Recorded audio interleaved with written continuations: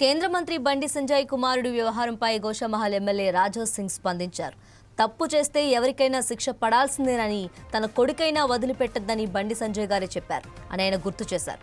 చట్టం తన పని తాను చేసుకుపోతుందని, తప్పు చేసిన వారిపై తప్పనిసరిగా చర్యలు తీసుకోవాలని రాజా సింగ్ అన్నారు. ఈ ఘటనపై వాస్తవాలు తేల్చేందుకు సిట్ విచారణ ప్రారంభం కాకముందే బీఆర్ఎస్ నేతలు బీజేపీని, బండి సంజయ్ను టార్గెట్ చేయటం రాజకీయ దురుద్దేశమేనని విమర్శించారు.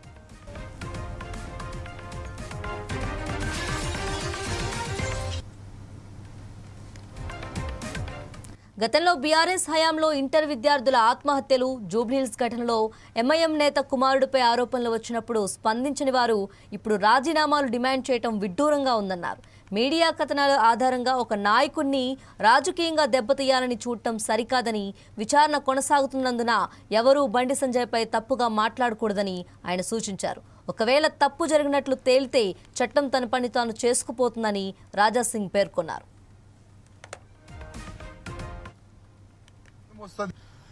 2 days నుంచి మనం చూస్తున్నాం భారతీయ జనతా పార్టీ పైన కామెంట్ కానీ, అదేవిధంగా బండి సంజయ్ గారు కేంద్ర మంత్రి ఆయన పైన కామెంట్ కానీ చాలా ఎక్కువనే ఈ బీఆర్ఎస్ నేతలు, ఇప్పుడు కాంగ్రెస్ నేతలు స్టార్ట్ చేసినారు. కామెంట్ ఏ విధంగా చేస్తున్నారంటే, బండి సంజయ్ గారు కొడుకు ఒక తప్పు చేసిండు, అది తప్పు చేసిండా లేదా, ఆల్రెడీ ఎస్ఐటి ఒక ఏర్పాటు చేసినారు. ఈ ఎస్ఐటి పెట్టిన తర్వాత ఎంక్వైరీలో అసలు వాస్తవం ఏంది అది మొత్తం బయటికి వచ్చేస్తుంది. కానీ ఇంకా ఎంక్వైరీ కూడా స్టార్ట్ కాలేదు. ఇవాళనే రేవంత్ రెడ్డి గారు డీజీపీ గారితోని, కమిషనర్ గారితోని మాట్లాడి అసలు బండి సంజయ్ కొడుకు కేసు ఏంది వివరాలు కూడా మన ముఖ్యమంత్రి గారు తీసుకున్నారు. ముఖ్యమంత్రి గారు అడిగినారు కూడా, బండి సంజయ్ కొడుకు పైన కంప్లైంట్ చేసి చాలా రోజైంది, ఎందుకు యాక్షన్ తీసుకోలేదని ముఖ్యమంత్రి గారు కూడా అడిగినారు. పోక్సో కేసు కింద బండి సంజయ్ గారి కొడుకు పైన కేసు అయింది. అసలు ఇది కుట్రనా లేక వాస్తవం ఇది కేసు అయిందా, ఇది తప్పు జరిగిందా, ఈ ఎస్ఐటిఓలు మొత్తం ఎంక్వైరీ చేసి రిపోర్ట్ అయితే పెడతారు. కానీ బండి సంజయ్ గారు కానీ మా పార్టీ కార్యకర్తల అధికారులు ఎవరు కూడా ఎంక్వైరీ జరగకూడదు ఎవరు కూడా చెప్పలే. బండి సంజయ్ గారు ముందు నుంచి చెప్తున్నారు, ఒకవేళ నా కొడుకు కూడా తప్పు చేస్తే ఎంక్వైరీ చెయ్యండి, వేరేకి శిక్ష ఏ విధంగా ఇస్తారు నా కొడుకు కూడా ఆ శిక్ష వేయండి, మేము రెడీ అని బండి సంజయ్ గారు ముందు నుంచి ఈ మాట చెప్తున్నారు. ఈ మాట చెప్పిన తర్వాత కూడా కంటిన్యూగా బీఆర్ఎస్ వాళ్ళు కొంతమంది ఎలక్ట్రానిక్ మీడియాని ఫేవర్ గా తీసుకొని, కొంతమంది యూట్యూబ్ ఛానల్ ని ఫేవర్ గా తీసుకొని చాలా వరకు బీజేపీ పైన అటాకింగ్ చేస్తున్నారు, బండి సంజయ్ గారు పైన అటాకింగ్ చేస్తున్నారు, మా పెద్ద నాయకుల పైన అటాక్ చేస్తున్నారు. చేయని వాళ్ళ అలవాటు. కానీ 29 ఇంటర్మీడియట్ మన విద్యార్థులు, అది కూడా వాళ్ళు మేనర్ ఉండే చనిపోయినారు ఇదే బీఆర్ఎస్ సమయంలో. అప్పుడు ఇదే రిజైన్ గురించి అంశము ఎవరు కూడా లేపట్లే. అప్పుడు ఎవరు కూడా దీనిపైన మాట్లాడలే. ఎంతో మంది విద్యార్థులు చనిపోయినారు. అదేవిధంగా జూబ్లీహిల్స్ లో ఒక ఎంఐఎం నేత కొడుకు రేప్ కేసులో కూడా ఇన్వాల్వ్ అయినారు. మళ్ళా దానికి పెద్ద పెద్ద నేతలు కూడా సపోర్ట్ చేసినారు. అప్పుడు కూడా రిజైన్ గురించి ఎవరు కూడా మాట్లాడలే. కానీ ఇవాళ బండి సంజయ్ గారు రిజైన్ ఇవ్వాలని ఒక అంశం లేబడుతున్నారు. రిజైన్ ఎందుకు ఇవ్వాలి? బండి సంజయ్ గారు ఒకవేళ ఎంక్వైరీ జరగకూడదు, నా కొడుకు అమాయకుడు చెప్తే ఆ విధంగా మీరు డిమాండ్ చేయొచ్చు. కానీ బండి సంజయ్ గారు ఒక కార్పొరేటర్ గా ఒక ఎంపీ అయినారు, ఒక ఎంపీగా ఒక కేంద్ర మంత్రి అయినారంటే ఎంత కష్టపడి అక్కడ వరకు అయినా పోయినారు. ఒకసారి ఆలోచన చేయాలి రిజైన్ అడిగేవాళ్ళు. కానీ మీకు రాజకీయం ముఖ్యం, మీరు రాజనీతి చేస్తారు, నో ప్రాబ్లం. కానీ బండి సంజయ్ గారు గురించి తప్పుగా ఎవరు కూడా మాట్లాడొద్దు. ఎంక్వైరీ జరుగుతుంది, పక్కా ఎంక్వైరీ జరగాలి.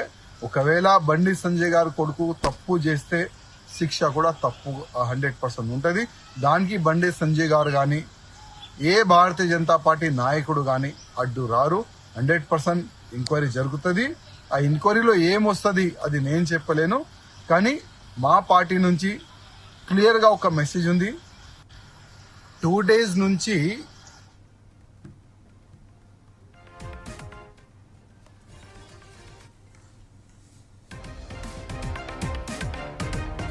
కేంద్ర మంత్రి బండి సంజయ్ కుమారుడు వ్యవహారంపై గోషామహల్ ఎమ్మెల్యే రాజా సింగ్ స్పందించారు.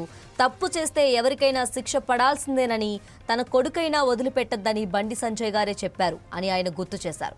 చట్టం తన పని తాను చేసుకుపోతుందని, తప్పు చేసిన వారిపై తప్పనిసరిగా చర్యలు తీసుకోవాలని రాజా సింగ్ అన్నారు. ఈ ఘటనపై వాస్తవాలు తేల్చేందుకు సిట్ విచారణ ప్రారంభం కాకముందే బీఆర్ఎస్ నేతలు బీజేపీని, బండి సంజయ్ను టార్గెట్ చేయటం రాజకీయ దురుద్దేశమేనని విమర్శించారు.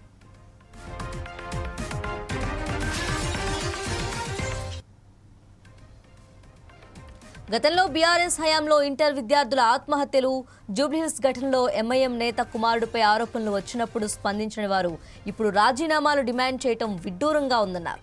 మీడియా కథనాల ఆధారంగా ఒక నాయకుణ్ణి రాజకీయంగా దెబ్బతీయాలని చూడటం సరికాదని, విచారణ కొనసాగుతున్నందున ఎవరూ బండి సంజయ్పై తప్పుగా మాట్లాడకూడదని ఆయన సూచించారు. ఒకవేళ తప్పు జరిగినట్లు తేలితే చట్టం తన పని తాను చేసుకుపోతుందని రాజాసింగ్ పేర్కొన్నారు. 2 days నుంచి మనం చూస్తున్నాం. భారతీయ జనతా పార్టీ పైన కామెంట్ కానీ, అదేవిధంగా బండి సంజయ్ గారు కేంద్ర మంత్రి ఆయన పైన కామెంట్ కానీ చాలా ఎక్కువనే ఈ బీఆర్ఎస్ నేతలు, ఇప్పుడు కాంగ్రెస్ నేతలు స్టార్ట్ చేస్తున్నారు.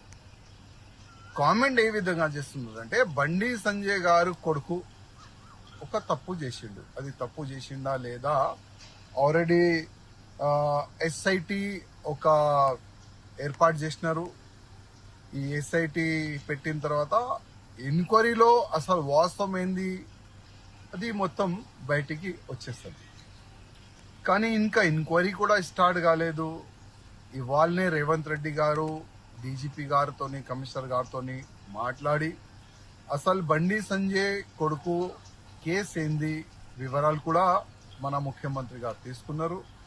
ముఖ్యమంత్రి గారు అడిగినారు కూడా, బండి సంజయ్ కొడుకు పైన కంప్లైంట్ చేసి చాలా రోజైంది, ఎందుకు యాక్షన్ తీసుకోలేదని ముఖ్యమంత్రి గారు కూడా అడిగినారు. పోక్సో కేసు కింద బండి సంజయ్ గారి కొడుకు పైన కేసు అయింది.